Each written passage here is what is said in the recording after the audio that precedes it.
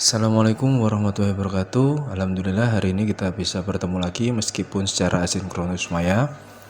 Semoga kita semua selalu dalam keadaan sehat walafiat dan memiliki semangat yang tidak pernah padam. Baik, hari ini untuk pembelajaran desain grafis pada hari ini kita akan membahas tentang bagaimana cara membuat logo. Jadi tujuan pembelajaran kita hari ini adalah nanti Anda semua bisa membuat sebuah logo yang bisa merepresentasikan diri Anda masing-masing. Kenapa kita harus membuat logo? Karena saya ingin mungkin salah satu dari kita nanti atau salah satu dari Anda bisa menjadi seorang profesional atau seorang yang luar biasa dan membutuhkan sebuah logo yang merepresentasikan. Nah, disinilah kita belajar atau mungkin Anda bisa menjadi menjadi seorang yang akan diminta tolong oleh orang lain karena Anda dirasa mampu untuk membuatkan logo yang bisa mencerminkan tempat tersebut. Baik, langsung saja, apa sih logo itu? Menurut KBBI, logo itu merupakan huruf atau lambang yang mengandung satu makna, terdiri dari satu suku kata atau bahkan lebih sebagai lambang atau nama perusahaan. Jadi menurut KBBI sudah jelas di sini bahwa logo itu berupa kata boleh atau hanya sebuah lambang, dan itu yang akan nanti merepresentasikan siapa sih dirinya itu. Di sini ada beberapa contoh perubahan logo yang sangat terkenal. Di sini ada logo Apple, ya, logo Apple yang lama berubah menjadi logo Apple yang sekarang, dan sekarang sudah menjadi lebih sederhana lagi, menjadi Apple tanpa gradasi warna. Kemudian di sini ada logo Ford perusahaan motor itu ya, motor mobil itu Ford, yang dia dari bentuk yang dulu memang bentuknya rata-rata sangat detail ya, sekarang menjadi lebih minimalis. Kemudian ada logo Twitter yang sekarang hanya menunjukkan burung berkicau. Jadi bisa kicau-kicau di mana saja, khususnya di media sosial. Kemudian ada kamera Canon, nah yang sekarang berubah menjadi Canon. Dan sekarang bukan hanya kamera, jadi perubahan logo di sini ini menunjukkan bahwa Canon itu tidak hanya bergerak di bidang kamera. Jadi lebih disederhanakan. Kemudian di sini ada IKEA dari Swedia, ini juga menunjukkan kalau dia sudah merubah logo menjadi lebih sederhana dan lebih mudah diingat. Kemudian ada Adidas dari Dassler Bersaudara, yang dulu simbolnya hanya sepatu bola ya, sekarang menjadi banyak aparel sehingga logonya berubah menjadi lebih sederhana. Kemudian ada juga McDonald, ada Pepsi, dan ada Instagram yang logonya berubah menjadi lebih sederhana. Nah, jadi perubahan logo itu merupakan hal yang wajar dalam dunia industri, yang dia tujuannya memang mengikuti perkembangan zaman atau perkembangan dari usaha apa yang sedang digeluti. Nah, logo yang baik menurut Carter itu yang pertama harus legible atau terbaca dengan jelas.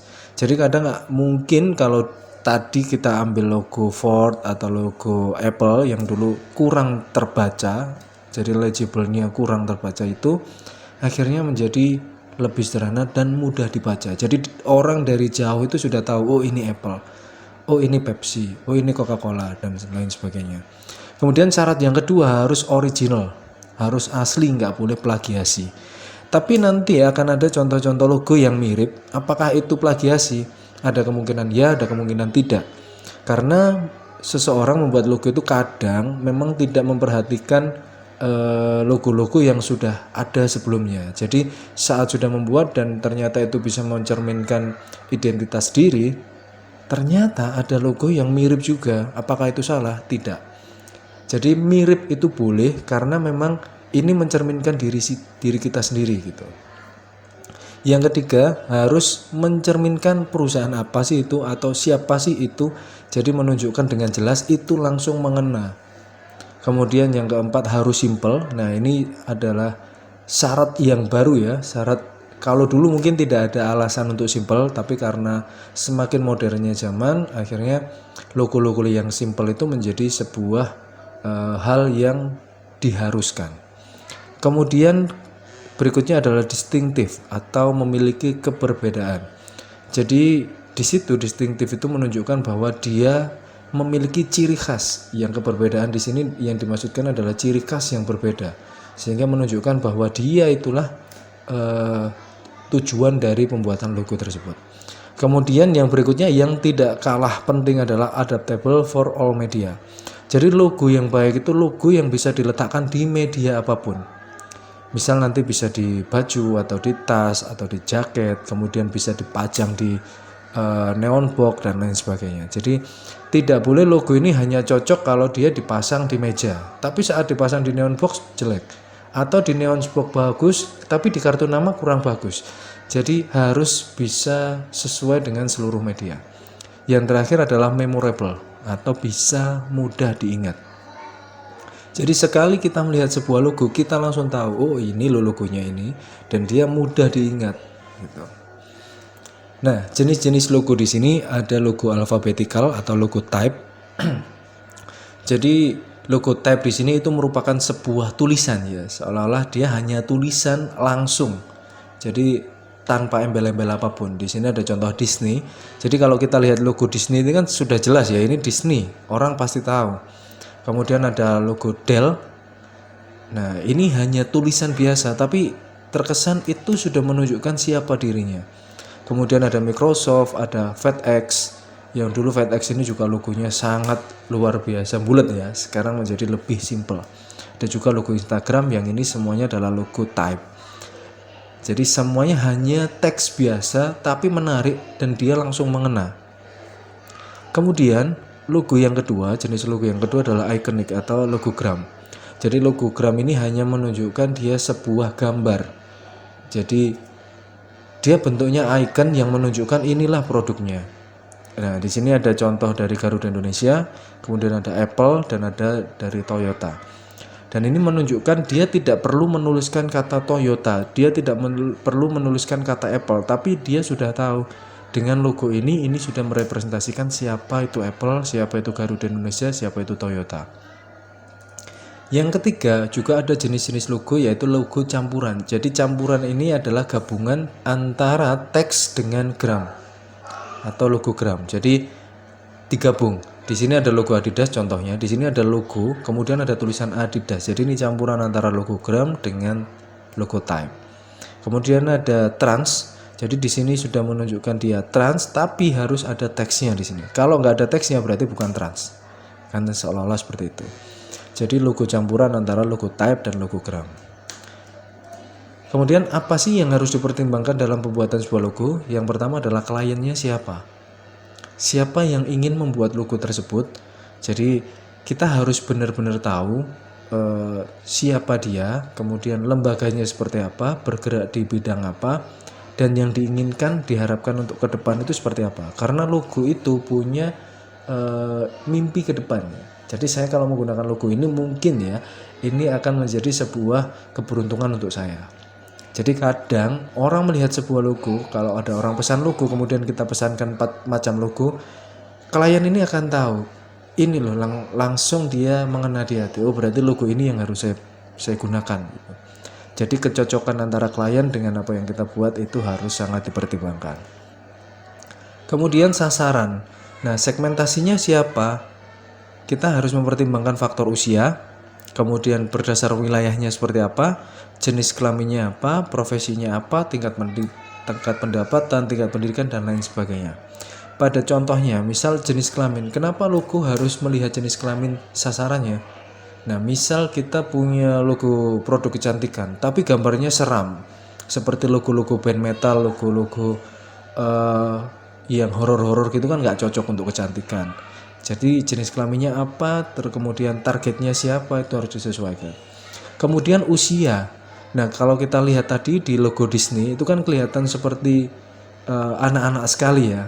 Jadi memang segmentasi pasarnya adalah untuk usia pra dewasa atau usia anak-anak. Jadi dari logo itu sudah menunjukkan bahwa siapa dia. Seperti elegansi dari logo Apple itu menunjukkan bahwa segmentasinya adalah orang-orang yang elegan gitu. Jadi logonya sangat simple dan menarik karena targetnya memang untuk orang-orang yang elegan. Kemudian ada studi praproduksi. Jadi data-data yang kita inginkan, nanti Anda membuat logo berarti Anda harus tahu siapa sih saya, bagaimana sifat saya, kemudian bagaimana saya ingin ke depan dan lain sebagainya, itu harus dipertimbangkan betul. Itu yang disebut dengan studi praproduksi. Kemudian ada studi pasca produksi. Jadi ini sebuah produk itu kalau diluncurkan dalam waktu tertentu itu biasanya diikuti ada penelitian lanjutan. Jadi setelah produk dibuat, kemudian disebarkan, kita akan mengetes efektivitas dan efisiensi produk tersebut bagaimana, sesuai nggak dengan tujuan akhir perusahaan tadi.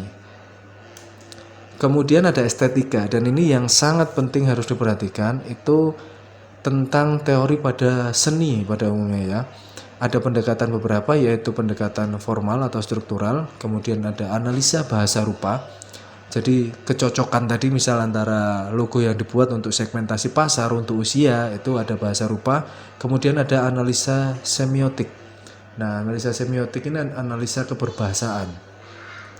Jadi kesesuaiannya nanti dalam penggunaan keberbahasaan itu juga harus dipertimbangkan. Kemudian jangan lupa juga kita harus mempertimbangkan norma-norma masyarakat. Untuk orang-orang yang ada di barat misal, jadi logo yang sesuai di sana itu tidak bisa sepenuhnya bisa dibawa ke orang-orang timur. Atau kalau kita dari Jawa misal membuat logo yang kok kesannya kurang cocok ya untuk orang Kalimantan, itu juga harus dipertimbangkan. Jadi akan lebih mudah logo itu kalau kita memang mencerminkan diri kita dan sesuai untuk semua kalangan serta sesuai tidak melawan norma masyarakat.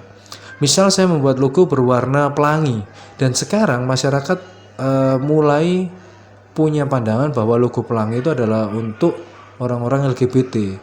Jadi kesannya kok kurang sesuai ya kalau kita menggunakan logo pelangi. Nah, seperti itu contohnya.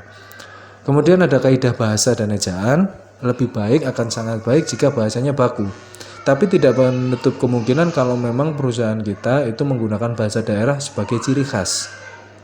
Jadi bahasa bakunya menggunakan bahasa daerah, tapi daerah yang baku. Jangan bahasa daerah yang kotor-kotor gitu, kelihatannya kurang pas.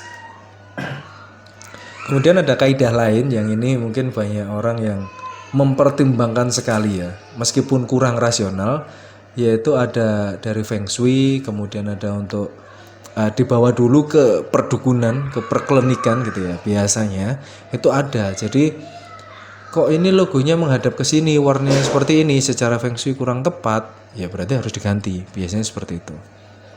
Tapi kalau kita sebagai umat Islam ya, akan lebih baik jika logo ini sesuai nggak dengan kaidah agama kita masing-masing. Nah, di sini ada beberapa contoh logo yang mirip yang tadi sudah saya bahas di awal. Ada Bausch & Lomb. Kemudian ini mirip dengan logonya Danamon. Tapi hanya mirip, tidak sama ya. Jadi tidak bisa dikatakan plagiasi. Karena mereka punya arti masing-masing, punya interpretasi masing-masing. Kemudian di situ ada logo Mazda dengan logo apa ini saya juga kurang paham ya. Ada logo Mazda dan ini mirip, memang semua gradasinya mirip. Kemudian warna yang digunakan mirip dan bentuknya juga hampir mirip. Kemudian ada contoh lagi, ada logo Filmax dan Depkominfo, ini sangat mirip.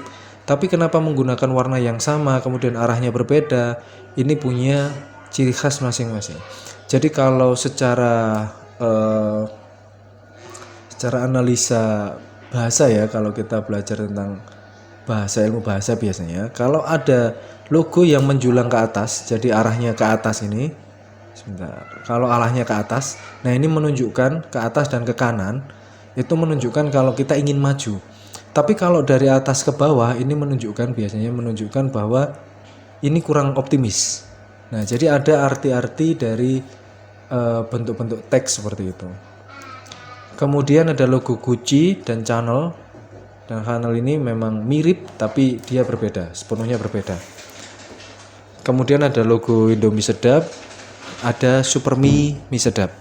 Jadi mirip tulisannya tapi beda artinya dan beda produknya juga. Jadi mirip di sini itu tidak menunjukkan bahwa dia pasti plagiasi, bukan. Tapi karena memang mendeskripsikan diri masing-masing dan itu tidak bisa dikatakan bahwa oh ini langsung berarti niru. Karena memang logo ini diharapkan sangat mencerminkan dirinya dan mudah diingat, memorable tadi. Nah, di sini ada logo Pecel Lele Lela, Starbucks Coffee, itu sangat mirip juga. Nah, untuk proyeknya nanti silahkan Anda buat sebuah logo yang merepresentasikan siapa Anda. Jadi bisa alfabetikal, bisa yang logogram ataupun logo campuran. Jadi antara alfabet dan logogram.